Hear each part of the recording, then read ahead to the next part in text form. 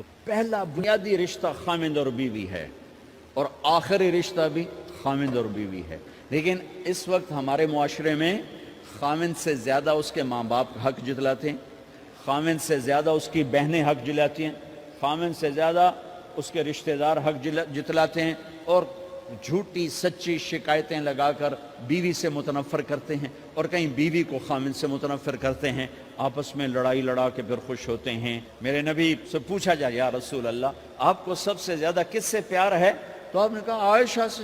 اللہ، وہ جھینپ کے کہنے کہ نہیں، میں پوچھ رہا ہوں لوگوں میں آپ کو کس سے زیادہ پیار ہے؟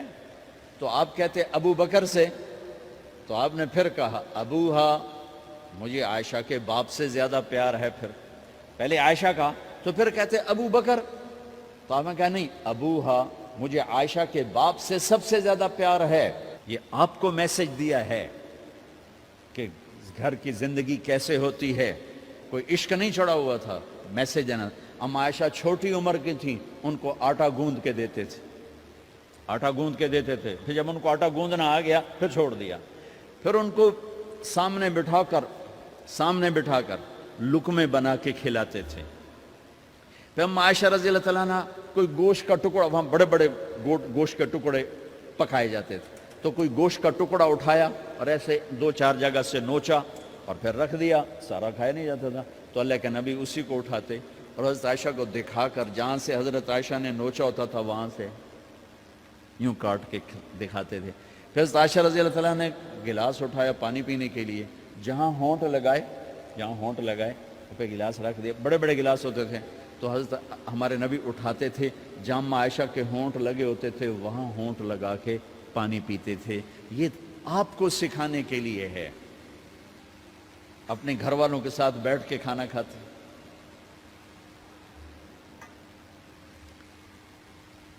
یہ میرے نبی کی معاشرت ہے، یہ میرے نبی کی زندگی۔ گھر میں جھاڑو دیتے، اپنے کپڑے خود دھوتے، کوئی چیزیں بکھری پڑی ہوتی تو بیوی کو نہیں ڈانٹتے، خود اٹھ کے سیٹ کر کے رکھ دیتے، گھر والوں کے ساتھ مل کر برتن دھوتے، صفائی کرتے، گھر والوں کے ساتھ مل کر۔ یہ میرے نبی کی ایک خوبصورت زندگی ہے۔ بھائیو بہنوں، ہم بھلا چکے ہیں بیوی کے لیے خامند کو سب سے بڑا حقدار۔ بعض لڑکیاں ایسی نادانی کرتی ہیں کہ شادی کے بعد بھی اپنے ماں باپ کی آنکھ کو دیکھ کے چلتی ہیں۔ شادی کے بعد سب سے بڑا حق خامند کا ہے، شادی کے بعد سب سے بڑا حق خامند کا ہے۔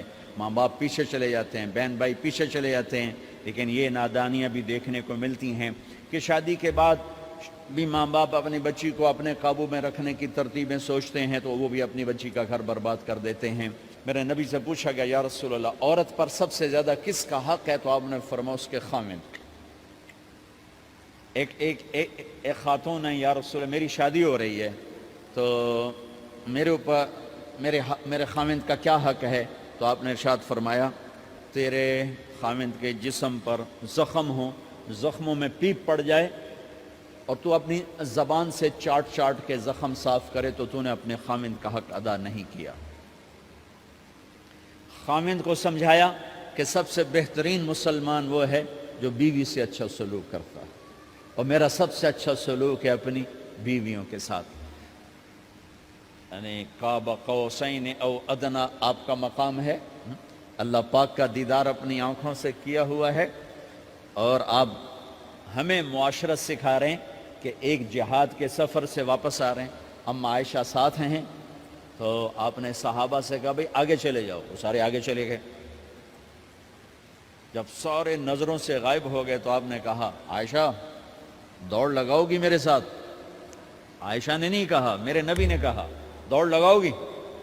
آج کل کا کوئی علامہ بھی یہ نہیں کرے گا، عائشہ دوڑ لگاؤ گی میرے ساتھ؟ کہا جی لگاؤں گی۔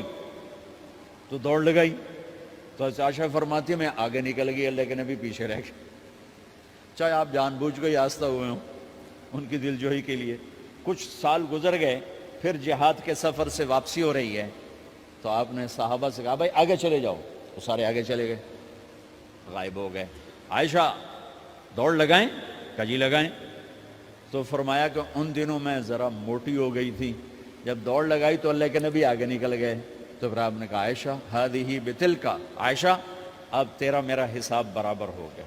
اس دفعہ تو آگے نکل گئی, آج میں آگے نکل گیا. یہ میرے نبی کی معاشرت ہے کہ بھری محفل میں کہہ رہے ہیں مجھے عائشہ سے سب سے زیادہ پیار ہے. اور عرب میں عیب تھا, جیسے ہمارے ہاں بھی عیب ہے کہ کوئی بھری محفل میں کہ مجھے بیوی سے سب سے زیادہ پیار. کہ تیری ماں کتنے گئی؟